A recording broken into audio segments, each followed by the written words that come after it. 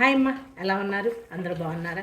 రండి, బీరకాయ శనగపప్పు మసాలా కూర చేసుకుందాం. ఈ బీరకాయ ముక్కల్ని ఉప్పు కారంతో పిసుకుదాం. కొంచెం పసుపు, మీ టేస్ట్లకు తగ్గట్టుగా కారం, అలాగే ఉప్పు సారిట్లా గట్టిగా పిసికి పక్కన పెట్టుకుందాం. తిరగమాతకి జీలకర్ర, ఆవాలు, సన్నగా కోసుకున్న ఉల్లిపాయ ముక్కలను కూడా వేసేద్దాం.